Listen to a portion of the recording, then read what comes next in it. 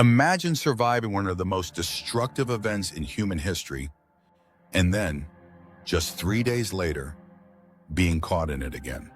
This isn't a plot from a Hollywood disaster movie. It's the true story of Tsutomu Yamaguchi, the man officially recognized as surviving both atomic bombings of Japan in 1945. Let's go back to the summer of 1945. World War II has been raging for 6 long years. Germany has already surrendered, but in the Pacific, the war between Japan and the United States is still brutal. Japan's cities have been bombed for months, but no one has seen what's about to come.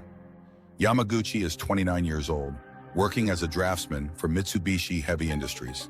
In early August, his job takes him from his home in Nagasaki to the city of Hiroshima, a bustling modern city with a population of about 350,000.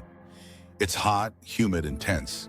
People sense the war is turning against Japan, but they still go about their daily lives. On the morning of August 6th, Yamaguchi is preparing to head home. He's walking to the shipyard when he hears a distant hum overhead, the sound of an American B-29 bomber. He looks up. The plane is small, glinting in the sunlight. At 8:15 a.m., a blinding white flash. It's so bright it feels like the sun has exploded right in front of him. For a fraction of a second, the world goes silent. Then the shockwave hits. He's blown off his feet, the force knocking the wind out of him. Glass shatters, debris flies, the heat sears his skin. The blast ruptures his eardrums, leaving him in a ringing, muffled silence. Somehow, despite being only 2 miles from the epicenter, he's alive. Burned, disoriented, but alive. When he stands, the world around him is unrecognizable. Buildings are flattened. Fires rage in every direction. People wander the streets, their clothes burned away, skin hanging in strips. It's a vision of hell. Yamaguchi stumbles to a shelter for the night. The air smells of smoke and ash.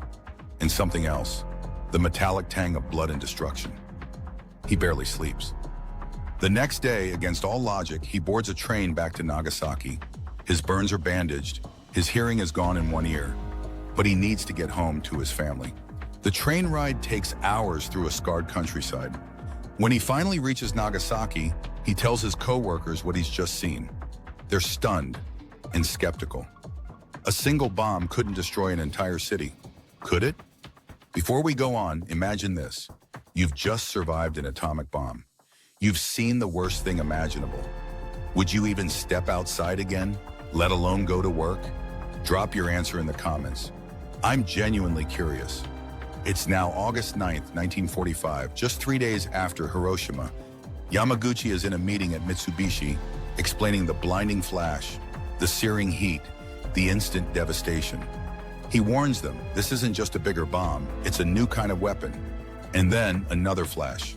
This time it's 11:02 a.m. The second atomic bomb, nicknamed Fat Man, has just been dropped on Nagasaki. The shockwave smashes through the building. Glass explodes inward. Yamaguchi is knocked over, once again, into chaos. The fresh burns on his body are torn open. The sound is deafening, the air filled with dust and smoke. Outside, Nagasaki is in ruins. The bomb killed tens of thousands instantly. Fires sweep through neighborhoods. The sky darkens with ash. Once again, Yamaguchi survives.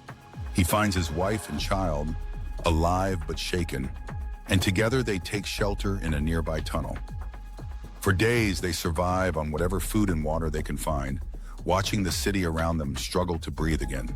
By the end of 1945, the bombings of Hiroshima and Nagasaki would kill an estimated 200,000 people. Radiation sickness would claim many more in the months and years to come.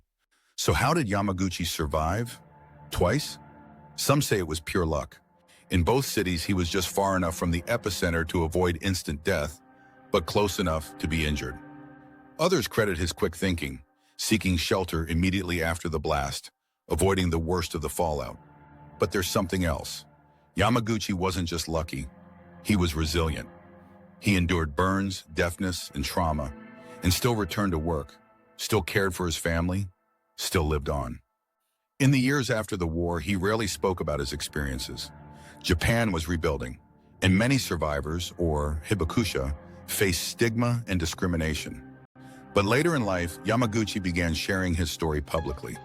He became an advocate for nuclear disarmament, determined that no one else should ever live through what he did. In 2009, the Japanese government officially recognized him as the only person to have survived both atomic bombings. A year later, in 2010, Tsutomu Yamaguchi passed away at the age of 93. Think about that for a moment. The chance of surviving one atomic bomb was slim, but two, and then living for another 6 decades? It's almost impossible to comprehend. Was it luck, fate, or just the will to keep going no matter what? Let me know your thoughts in the comments.